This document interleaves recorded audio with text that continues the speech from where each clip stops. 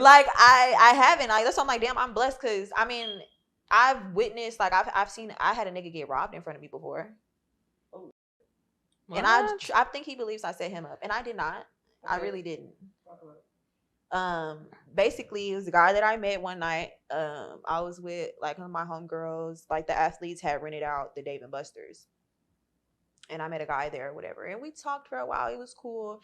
And after a night out, I went to go link up with him at his and on the way of us, you know how like those apartment buildings have the parking garage? You have to go through the parking garage to get into your building, you know, to get to your hallway, to get to your apartment. Mm-hmm. Well, we were going down the stairs, like, you know, they have the stairwell, you open the door to get into the hallway. Right. Like 4 or 5 niggas run up on him. They let me go. Which is why I think that he believes that I set him up, but I was 5 steps behind him. If I would have been right next to him, then they probably would have robbed me too. But because I was literally like 5 steps behind him, I ran. Oh. But they had guns on them. They could have stuck me up if they wanted to, but they just let me go.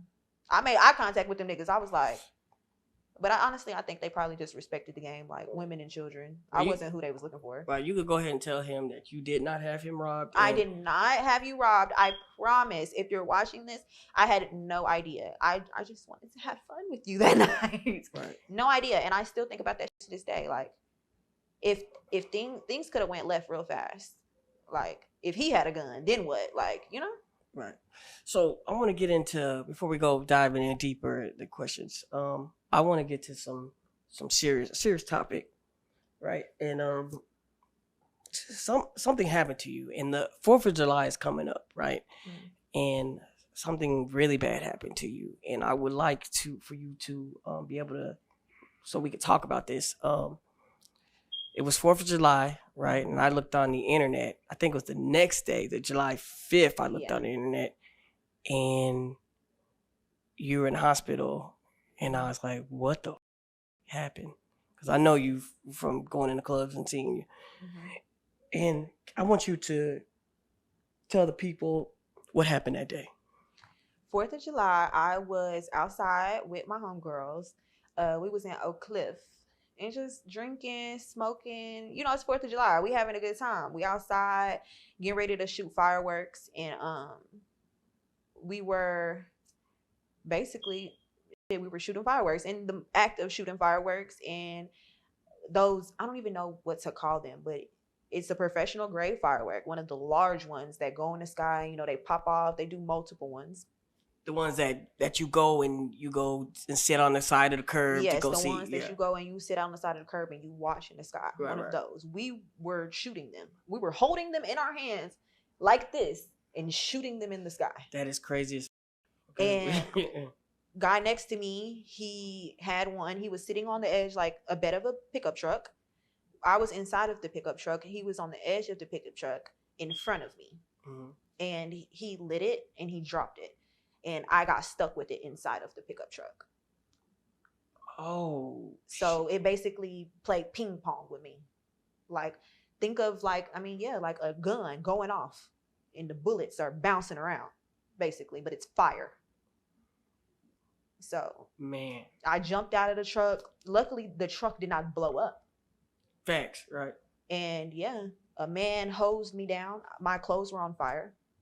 A man on the side of the street, he was outside. And he hosed me down. He happened to have a hose, he happened to have a hose, and he hosed me down. And I didn't have my car, so somebody on the street took me back to my car. I almost had to drive myself to the hospital. Were you screaming when this happened? Or? I was screaming when it was going off because I was like trying to duck and cover, but I didn't realize that the firework was with me. I was trying to duck and cover from it, not realizing it was in the truck with me. Right. And when I realized that, I jumped out of the truck. I had to get stitches on this ankle because I split my ankle open. And then I went to the hospital. First hospital I went to sent me home, actually. They sent me home. What? Yeah. And after the way I saw that you looked, I was like, they sent you home? They sent me home.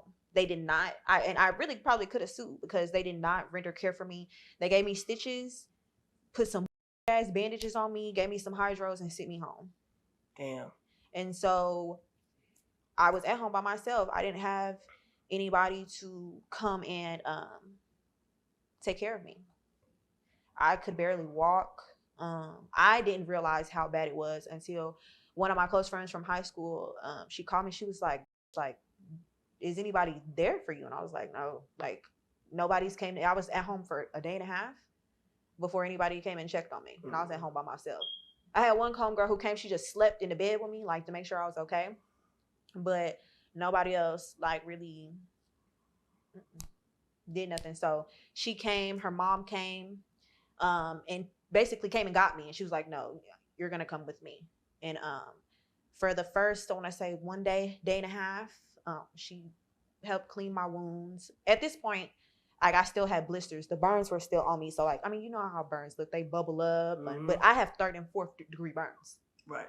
So she put me inside of her tub, her bathtub, and I think it's called betadine. Yeah. Drenched my whole, and I also posted that on Instagram too. Yeah, when I was sitting inside the bathtub, and she had to drench me in betadine. So basically pouring rubbing alcohol all over my burns. So you can imagine how that feels too. Right. So at that point, she wrapped me back up and she was like, I cannot, she's like, you need help. You need professional help. She was like, there's no way. She's like, you're going to die from infection if we don't take you to the hospital.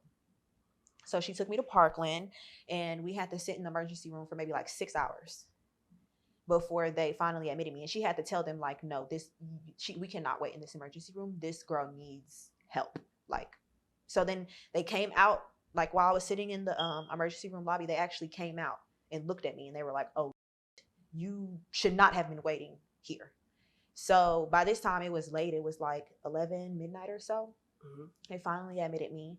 And I had no idea the process of what happens or what they do to you or the procedures or, you know, like how to care for yourself when you have such large burns.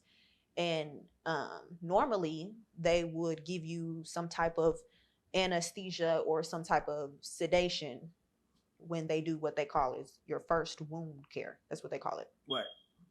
And so they took me up and they put me into like a metal tub or a metal table.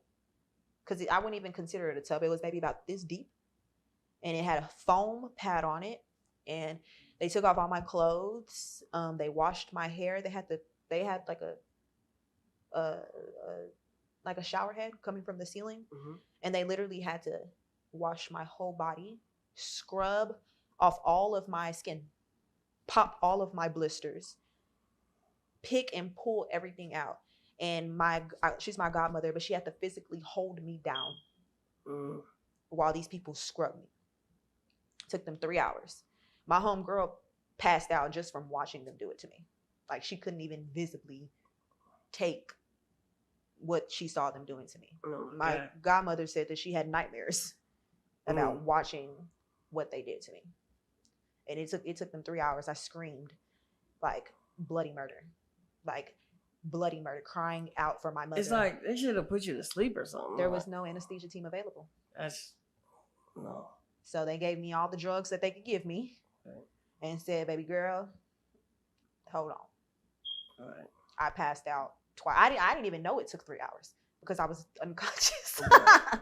I was in and out of consciousness, literally. Yeah. And then they admitted me. And then the next day I had surgery.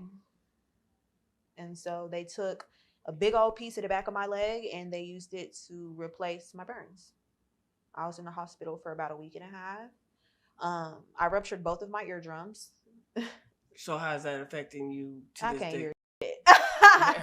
I can't hear shit. My friends get annoyed. So I'm like, huh? Because I got one ear fixed, but I didn't get the other ear fixed. And I think it was about 60% of my eardrum on this side and 40% on this side. So I fixed the 60%, but the 40% I said that. Getting surgery on your head is no joke.